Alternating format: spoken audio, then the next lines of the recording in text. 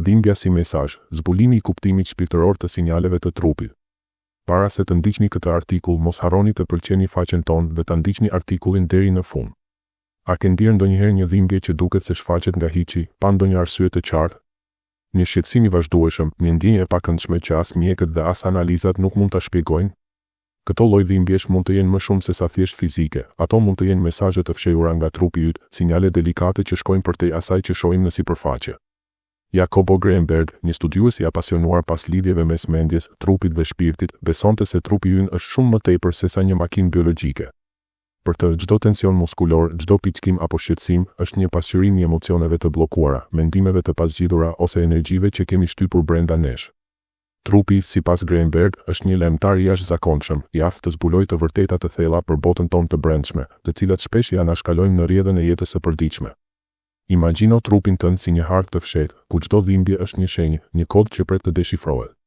Çfarë do të ndodhte nëse, në vend që të injoronim këto sinjale apo t'i mbulonim me ilaçe kundër dhimbjes, do të ndalonim për t'i dëgjuar? Në këtë artikull do të shqytemi në kuptimin shpirtëror të dhimbjeve të trupit, duke eksploruar se si ato mund të na udhëheqin drejt një vetdije më të madhe për veten. Në veçanti, do të përqendrohemi te dhimbja e shpinës, një nga shqetësimet më të zakonshme dhe më misterioze që prek miliona njerëz në mbar botën. Kjo dhimbje, sipas Greenberg, shpesh fsheh bllokime emocionale të thella dhe mund të shndërrohet në një mjet të fuqishëm për rritje dhe shërim.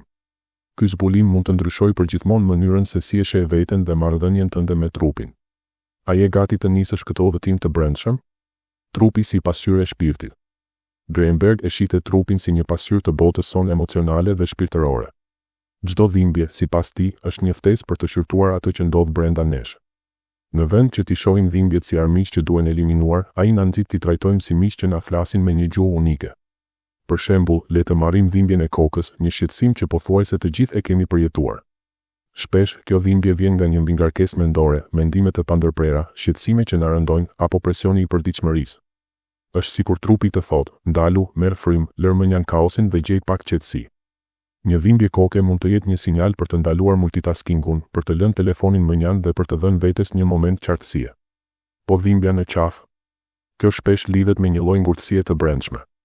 Mund të jetë pasqyrimi i rezistencës ndaj ndryshimeve në jetë, si refuzimi për të lënë pas një situatë të vjetër apo një person që na mban të lidhur me të kaluarën. Mund të tregojë gjithashtu vështirësi në faljen e dikujt ose e vetes. Qafa, që lidh kokën me trupin, simbolizon fleksibilitetin dhe hapjen.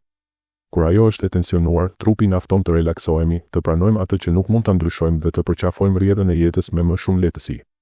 Shpatullat, nga ana tjetër, mbajnë peshën simbolike të përgjegjësive tona. Kur ndjejmë tension ose dhimbje në shpatulla, mund të jetë shenjë se po mbartim një barë emocionale apo praktike shumë të rëndë. Ndoshta po përpiqemi të bëjmë gjithçka vetë, pa kërkuar ndihmë, ose po marrim përsipër detyra që nuk na takojnë. Kjo dhimbje është një kujtesë e butë nga trupi, nuk ke nevojë të mbash gjithçka mbi shpatullat e tua. Ndaje ngarkesën, kërko mbështetje, kjo është mençuri, jo dobësi. Këto shembuj tregojnë se dhimbjet tona fizike nuk janë thjesht aksidente apo defekte të trupit. Ato janë ftesa për të eksploruar botën tonë të brendshme, për të njohur emocionet që kemi shtypur dhe për të çliruar peshat që na pengojnë të jetojmë me lehtësi dhe harmoni. Të dëgjosh trupin, hapat e parë. Si mund ta dëgjojmë trupin dhe të deshifrojmë mesazhet e tij? Greenberg sugjeron një qasje të thjeshtë, por të fuqishme, ndalimi dhe reflektimi. Kur ndjen një dhimbje, mos nxito të marrësh një qetësues apo të shpërqendrohesh me aktivitete.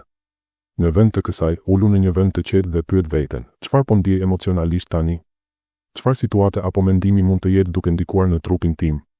Kjo pyetje e thjeshtë mund të hapë dyrë të reja për të kuptuar lidhjen mes mendjes dhe trupit. Heshtja luan një rol kyç në këtë proces. Në botën tonë të mbushur me zhurma dhe shpërqendrime, gjetja e momenteve të qetësisë është thelbësore. Praktikat si meditimi ose frymëmarrja e thellë mund të ndihmojnë të krijosh një hapësirë ku mund të dëgjosh trupin pa ndërprerje. Për shembull, provo të ulesh për 5 minuta, të mbyllësh sytë dhe të përqendrohesh te frymëmarrja jote. Me çdo frymëmarrje të ngadaltë, ndje si mendja qetësohet dhe si trupi fillon të flasë. Mund të vëresh tensione që nuk i kishe ndier më parë, ose mund të shfaqen emocione që ke mbajtur të fshehura. Një tjetër hap i rëndësishëm është çlirimi i emocioneve të bllokuara. Shpesh, dhimbja fizike është rezultat i ndjenjave që kemi shtypur, zemërimi i pashprehur, trishtimi i mbajtur brenda, apo faji që na rëndon. Ka disa mënyra për të çliruar këto emocione. Shkruaj në një ditar, vendos mendimet dhe ndjenjat e tua në letër pa u censuruar. Kjo mund të të ndihmojë të kuptosh çfarë po mbart brenda. Bisedo me dikë të besuar, të ndash përvojat me një mik apo antar të familjes mund të lehtësoj peshën emocionale.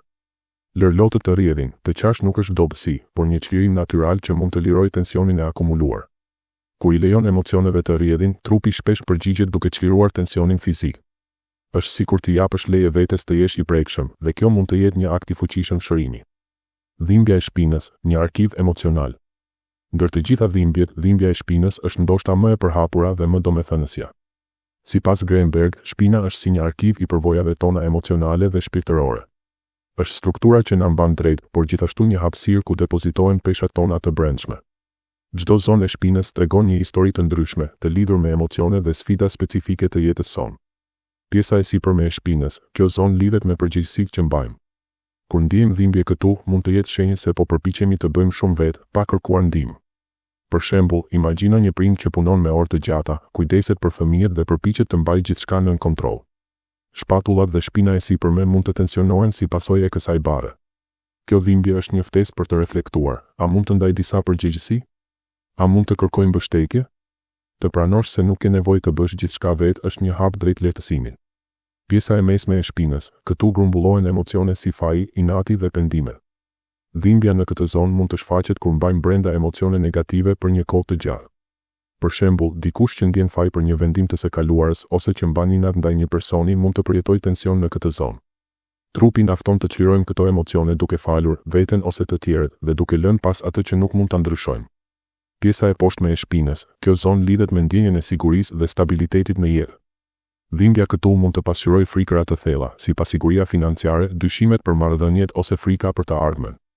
Për shembull, dikush që po kalon një periudhë pasigurie në punë mund të ndjejë dhimbje në pjesën e poshtme të shpinës si pasqyrim i ankthit të brendshëm. Kjo dhimbje është një mundësi për të përballuar këto frikëra dhe për të ndërtuar një ndjenjë besimi në vetvete dhe në jetë. Për të adresuar dhimbjen e shpinës, Greenberg sugjeron një qasje të vetëdijshme. Merr kohë për të dëgjuar trupin tënd. Uluni në një vend të qetë, mbyll sytë dhe pyet veten, çfarë mund të jem duke mbajtur brenda? Cilat emocione apo situata kam shmangur? Mos gjyko përgjigjet që vijnë, përqafoj me mirësi. Për shembull, nëse vëren se dhimbja jote e shpinës lidhet me stresin nga puna, mund të provosh të vendosësh kufi më të qartë ose të praktikosh teknika relaksimi si yoga ose meditimi. Trupi si udhërrëfyes. Trupi ynë është një aleat i heshtur që na udhëheq drejt një jete më të vetëdijshme dhe të ekuilibruar. Çdo dhimbje, çdo tension është një mesazh që na fton të ndalemi, të dëgjojmë dhe të çlirojmë atë që na mban peng. Jacobo Greenberg na kujton se pas çdo simptomi fshihet një mundësi për rritje dhe shërim. Duke dëgjuar trupin, ne jo vetëm që mund të lehtësojmë dhimbjen fizike, por edhe të zbulojmë një lidhje më të thellë me veten dhe me rrugëtimin tonë shpirtëror. Cilat sinjale po të dërgon trupi yt sot? A ka ndonjë dhimbje që ke ignoruar për një kohë të gjatë? Merr një moment për të reflektuar. Çfarë emocionesh, mendimesh apo frikërash mund të jenë të lidhura me të? Ndoshta është një dhimbje koke që të fton të pushosh, një tension në shpatulla që të nxit të kërkosh ndihmë, ose një dhimbje shpine që të kujton të falësh veten. Çfarëdo që të jetë, dëgjo me durim dhe mirësi. Trupi yt është miku yt më i mirë, ai po përpiqet të të tregojë diçka të rëndësishme. Në fund, të dëgjosh trupin është një akt dashurie ndaj vetes. Është një ftesë për të jetuar me më shumë vetëdije, për të çliruar peshat e së kaluarës dhe për të përqafuar të tashmen me guxim dhe hapje. Praktiko dëgjimin e trupit tënd çdo ditë, qoftë përmes meditimit, shkrimit apo thjesht disa momenteve të qetësisë. Me kalimin e kohës do të zbulosh se dhimbjet e tua nuk janë armiq, por mësues që të çojnë drejt një versioni më të plotë dhe të lirë të vetes.